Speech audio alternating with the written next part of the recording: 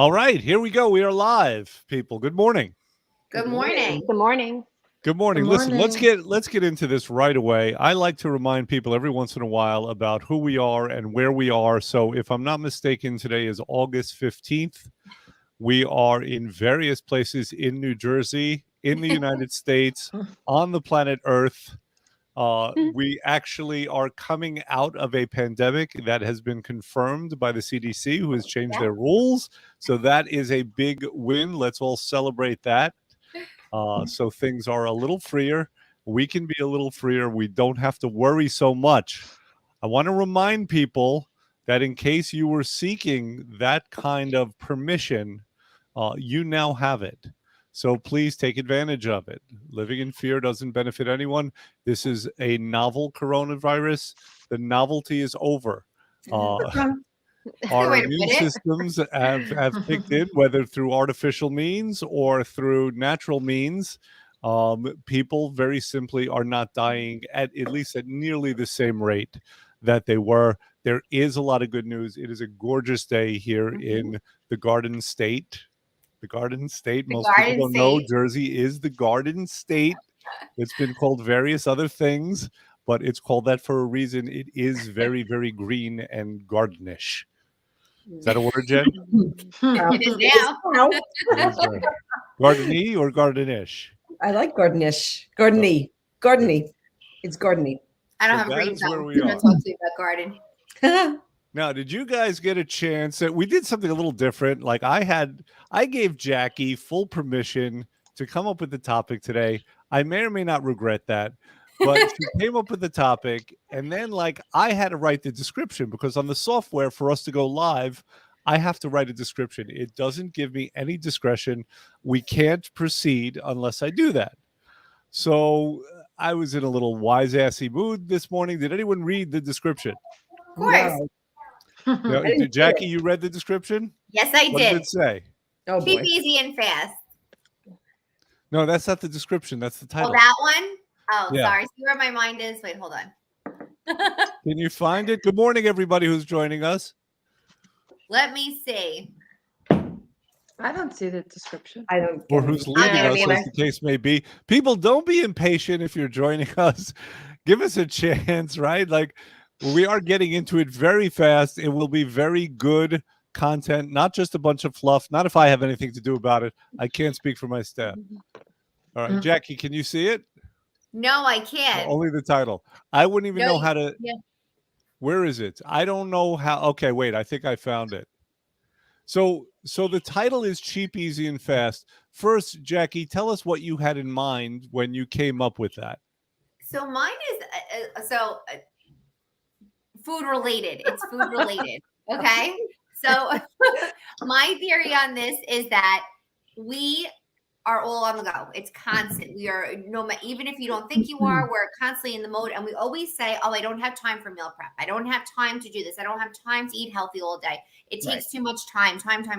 So what do? We grab things on the go. For me, you're always I try to make healthier choices or a so-called balance, right? And I feel like what really hit me was that no egg is created equal, right? No two eggs. Egg bites on the go. Egg bites on the go.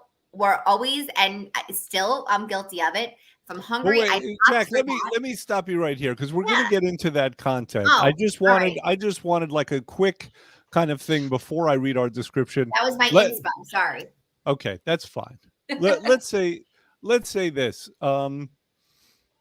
I was bemoaning the fact the other day to Jackie that sometimes my goal as the host here is to play tennis, right? I want to serve you guys the ball. I wanted the same ball to be hit back to me the same way. But it seems that more like sometimes it's bowling.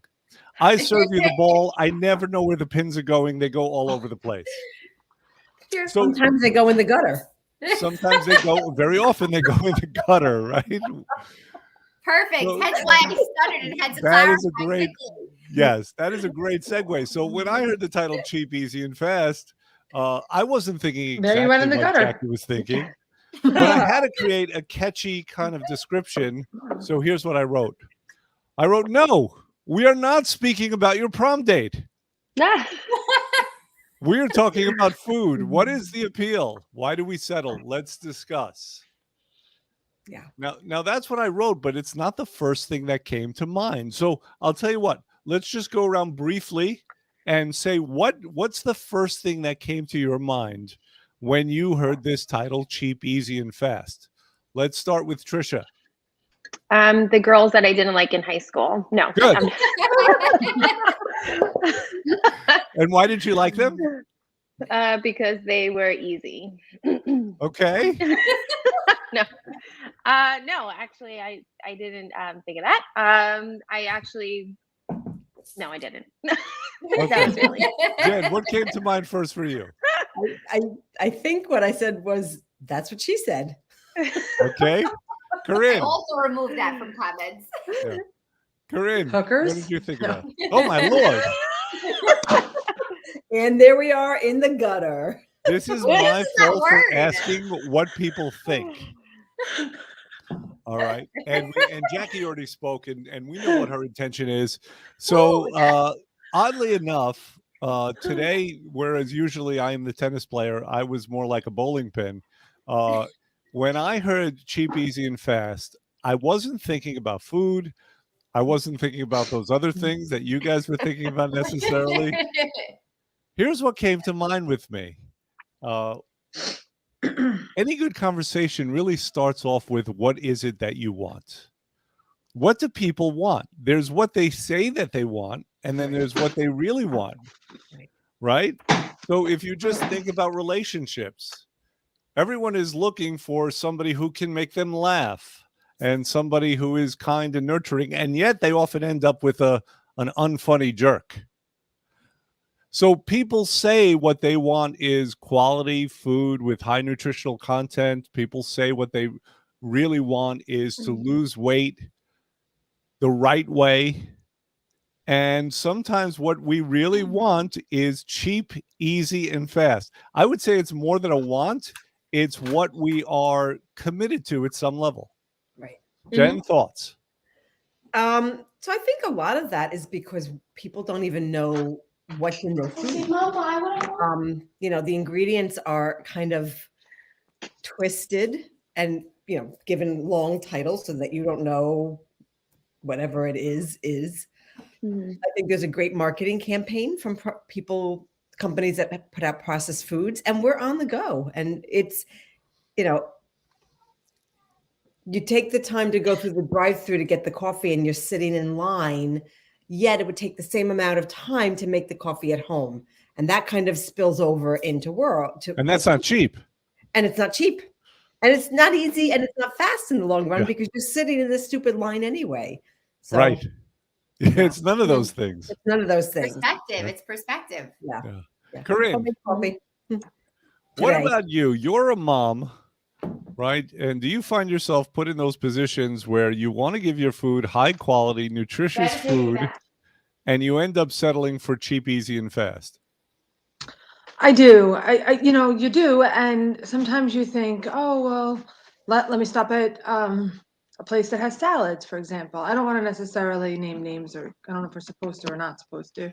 And then you eat a salad and you find out that the salad that you thought was 400 calories is 1,500 calories, Right. 2,000 calories. And you're like, well, I thought that I was eating something good, and I'm clearly not.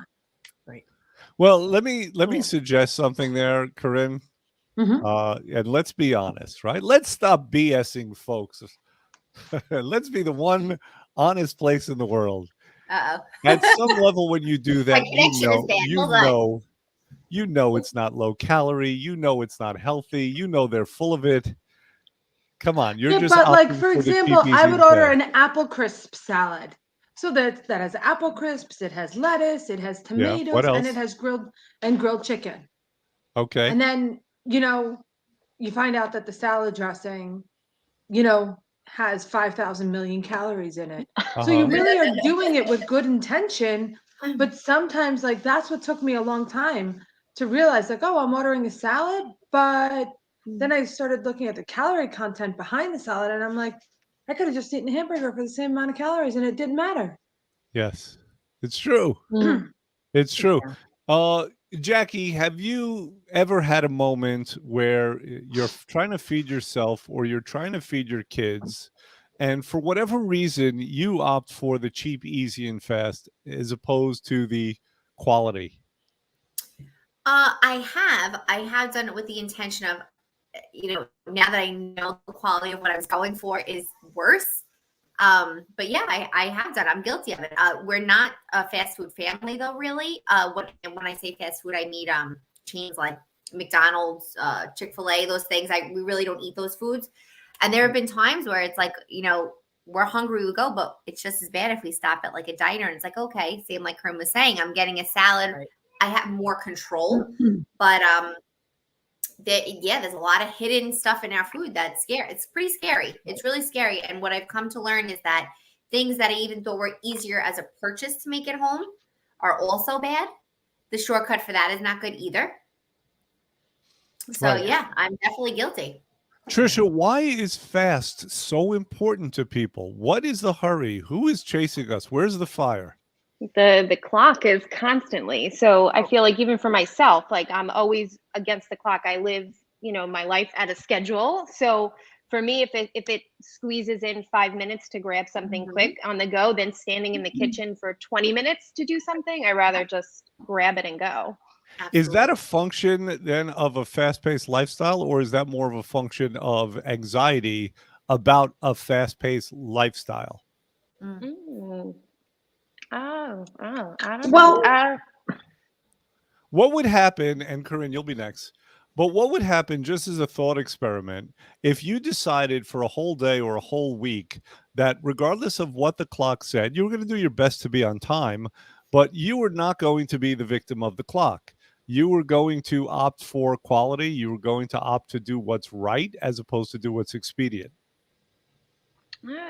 I think it would be effective. I mean, and then is it just me sometimes? Like, I only have like 5 minutes. Let me do this. But in essence, it probably only takes 5 minutes to prepare something at home. It's just probably in my head that's what needs to be done. Right, So. right. Do you want to do that? Like as a challenge? You want to take a day and give that a shot? Yeah. All right. I could do that. Okay. Yeah. Write it down. Tell me how it goes. Maybe tell us how it goes. What would it be like for a single day to not be driven by the clock? To just say, que sera, sera, Hakuna Matata.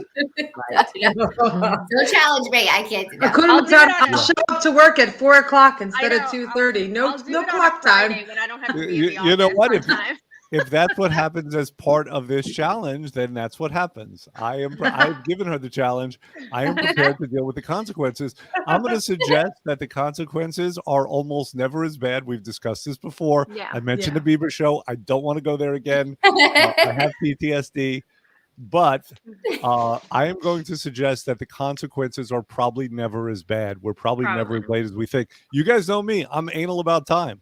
If I show up at work like, only 40 minutes before it starts, as opposed to an hour and a half, I consider myself late, right? Have you met my daughter? I've met her. I didn't know she had that same quality. That's her theory. I don't know where she gets it from. Yeah. I don't know, Jackie. I certainly don't know. But the fact is that we talk about easy, but we made a distinction before. We were talking about a sense of ease. Easy and a sense of ease are not the same thing, are they? No. Can you speak to that? I can. I can. Were you asking me? Yeah. Oh No, I'm saying you first. yeah. That was like thrown out there.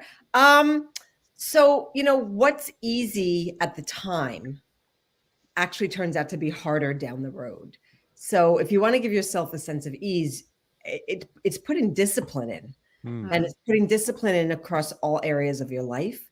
So, I was thinking while you guys were talking, and I was thinking to Corinne, that salad sounds delicious, but what's an apple crisp? And then, we're conditioned to count. My mouth watered. I'm like, oh, apple crisp. Yeah. Wow. We're conditioned to count calories rather than count chemicals. Yeah. So, we're busy looking at the calorie count on the menus, which is everything is there now. But what we should be doing is doing the deep dive into actually what we're putting into our bodies. And the time thing, it's kind of interesting. I don't like watches or clocks.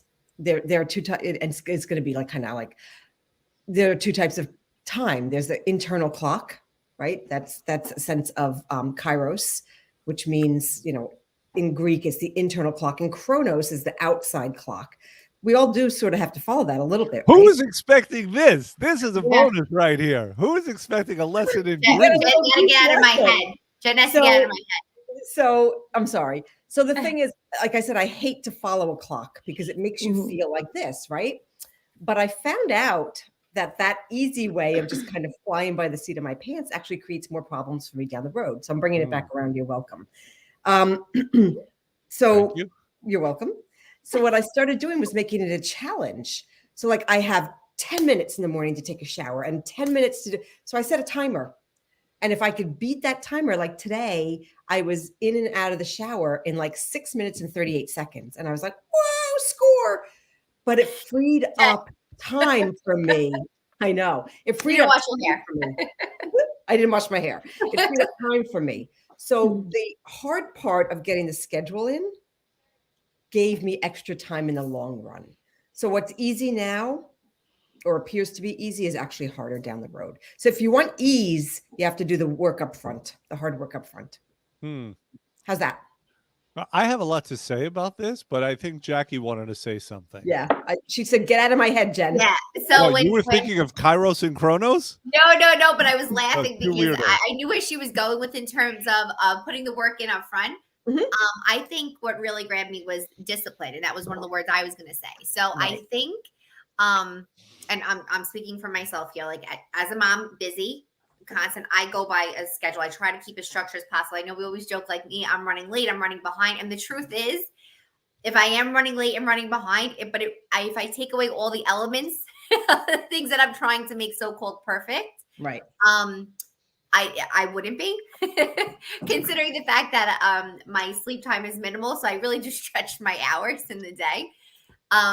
But when you were saying discipline, it kind of it rings a bell. The truth is there's also confront. So in my mind that my intentions on a Monday that I'm doing well, but oh man, I hit the ground running and I was busy and I didn't get to fully meal prep and I ran out of the house and I didn't bring my lunch or my snack and I'm just stopping and I'm getting the kids whatever. And the truth is my kids do eat good. So please don't throw anything at me. I'm not getting them burgers on the go. And I'm like, oh, you know what? But I just had eggs, but I skipped my breakfast. So in my mind, I am justifying my actions. And I'm like, well, I could have made a worse decision.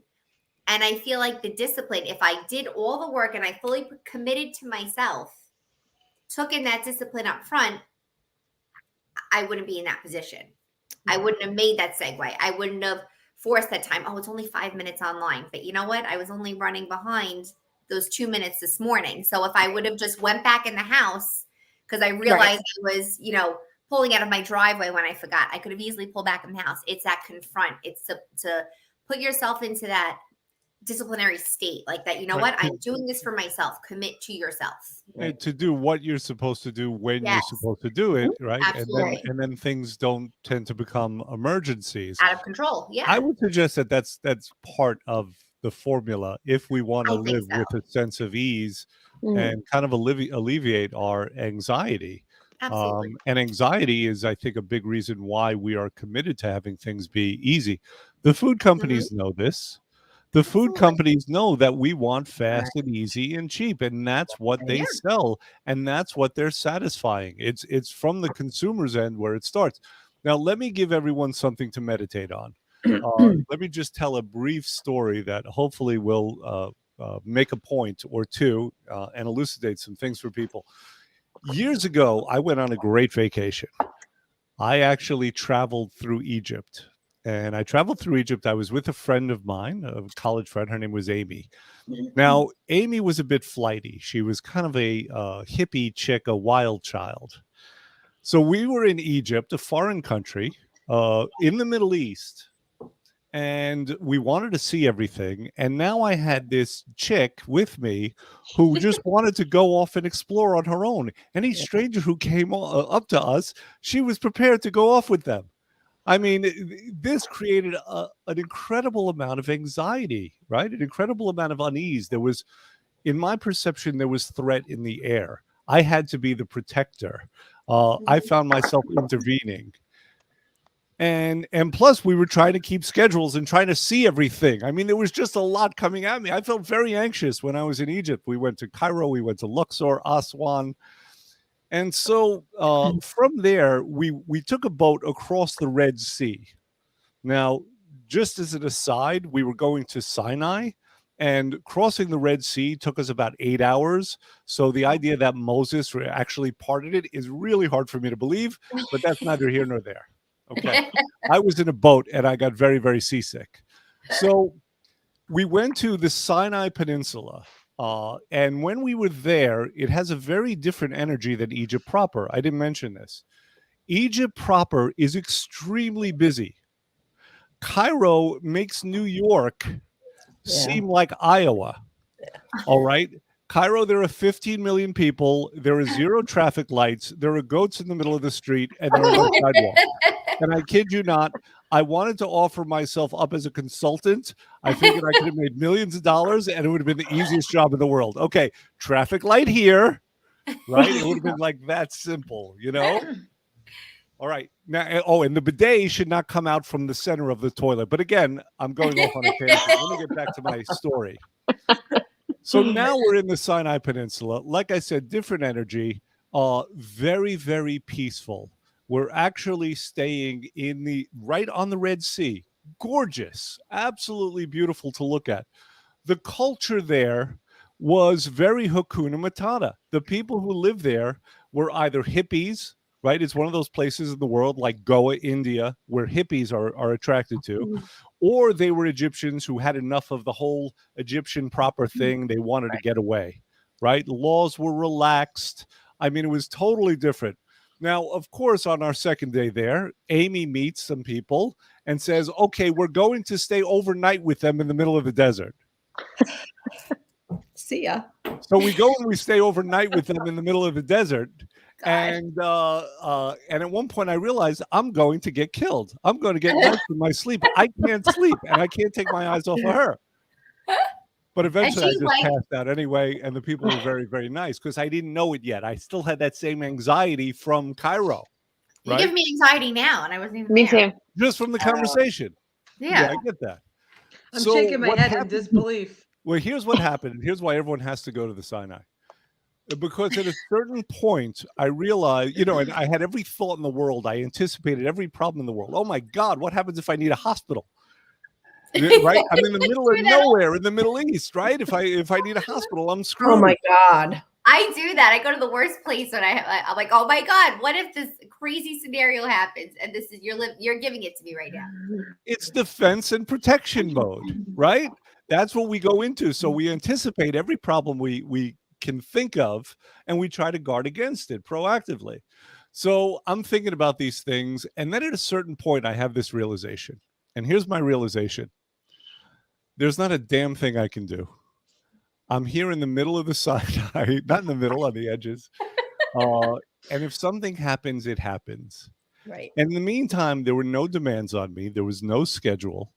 When we met some other travelers, and when we would meet up for dinner, we'd say, okay, just show up when you can. Dinner would last about 5 hours. We would all sit on the floor. There was a hookah involved. Mm-hmm. And it just became the most peaceful place you can imagine. Simple, but the key wasn't the place itself. The key was the surrendering to it. The key was the realizing I am here now. If something happens, I'm going to handle it, and I'm not going to guard against everything in the world that could possibly threaten my survival. Right. True. This is what happened. Now, I told a very long-winded story for the purpose, hopefully, of giving some lessons. What are we gathering from this story? Anything? I've talked enough. Yeah. So surrender to the process. Surrender to the process. Okay, good. So when I was growing up, I had a very strict curfew. And if I went past it, my mother would be at the door waiting. Like, you made me stay up. Now I'm going to be tired for work. I'm like, my answer was, no one told you to. And I took that away. I was 21. Like, wait, did you say that out loud? Well, I'm scared. I did. She was pissed. But I was 21 and my curfew was midnight. Like, no one told you to stay up. Like, come on. So my takeaway from that was, when I had kids, I wasn't going to do that. And, my friends put tracking on the kids' phones and they waited up and they lost sleep.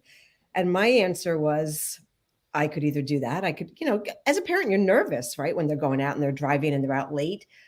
I never stayed up waiting for my kids. This is God's honest truth. You could ask them. I never did, because my answer to it was, if I started to think about it, I got nervous. I would start to get like all spinny about it. But the reality is, if something did happen, and the odds of something happening were like astronomically low, I would get a knock on my door. I would be woken up then at the time, God forbid that something happened. And I didn't need to lose sleep over what ifs or an eventuality that might never happen. So I have slept like a baby with my older kids going out, because I didn't play into the what ifs on that. And that to me is a huge win, because I stopped the generational crazy that went on. So. Yeah. All right, good. I'm going to suggest this, that it's not easy is not a bad thing. Yeah. No. Easy at the expense of quality is a bad thing.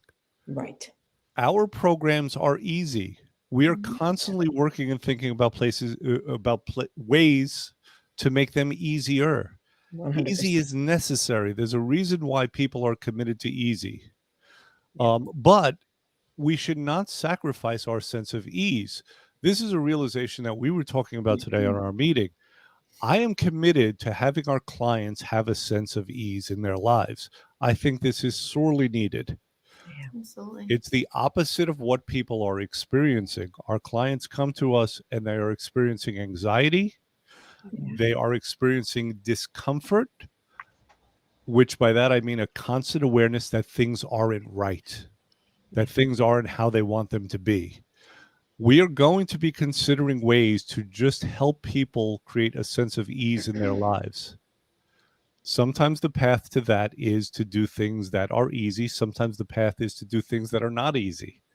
But this must be done. We're declaring a war on anxiety and on discomfort.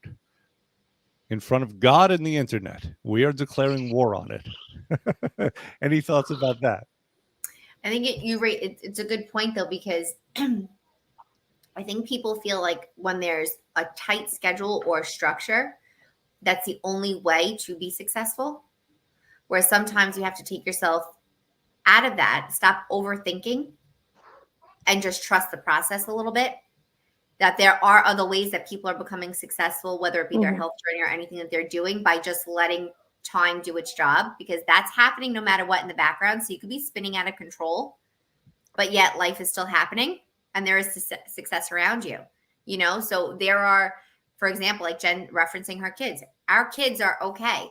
So whether or not you had that good night's sleep and they got home, now you have no sleep. Right.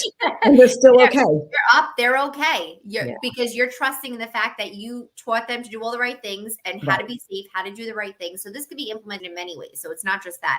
But even when it comes to health, I mean, a cold, at the end of the day, after you're done with your cold, your body is doing its job, right? So you worrying over that fever, worrying over that congestion, not sleeping because your child is sick, which I just went through,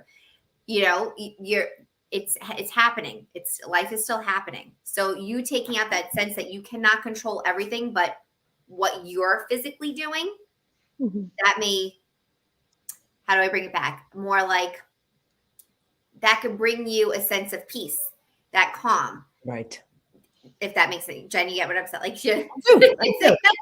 So, we put a lot of I must have, or I can't have, or like I have to. I have to, or I have not to.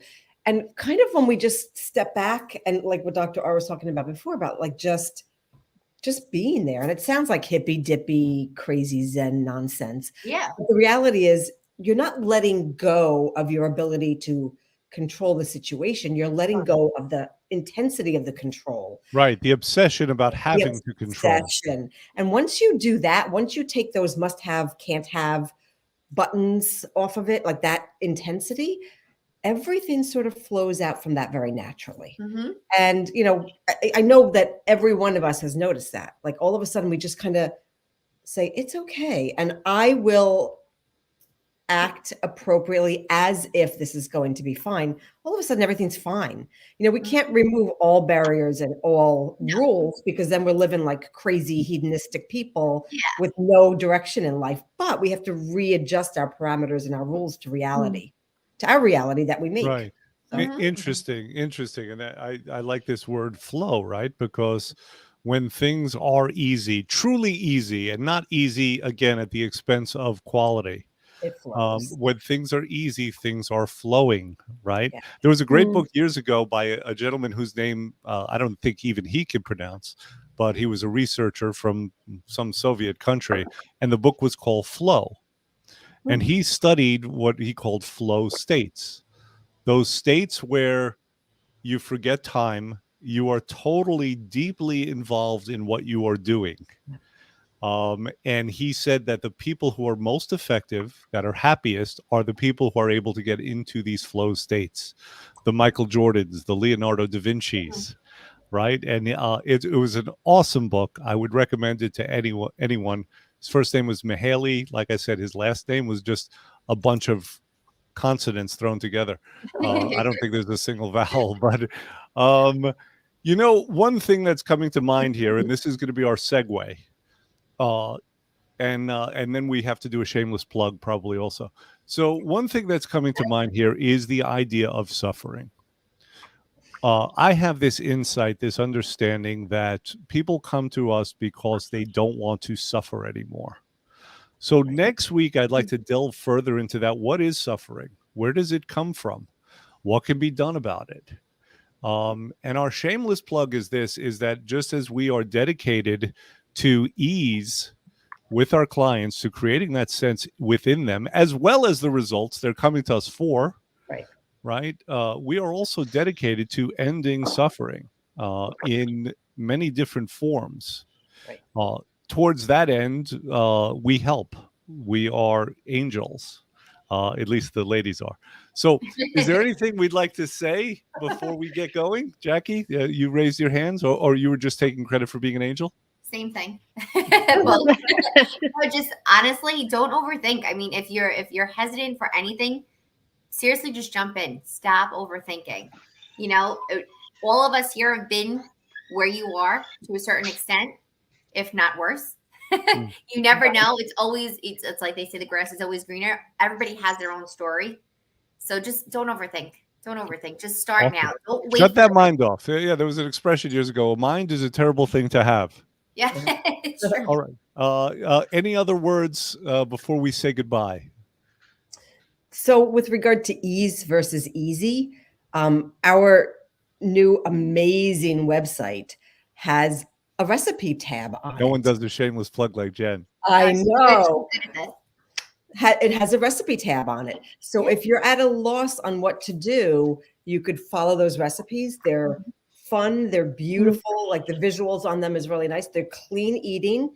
And my suggestion for making things not easy, but go forward with ease is to, I don't know, cook in bulk. So you follow those recipes, do bulk, portion it up, throw it in the freezer, and you've got your own fast food. Nice. Well, sometimes ease and easiness overlap, right? But I think people confuse them. So in always going for things that are easy, they believe they're creating a sense of ease where they're not necessarily doing that. They could be creating problems later, which would create unease, or sometimes people call it dis-ease. Dis-ease. Right? Exactly. All right, good. Let's say goodbye. Segue. I know, I have no doubt we can talk about this for another hour and a half, but we're not going to, because that would make us rude people. That would create a sense of anxiety in people, and that's exactly counter to what we're trying to do. Right. So let's say goodbye.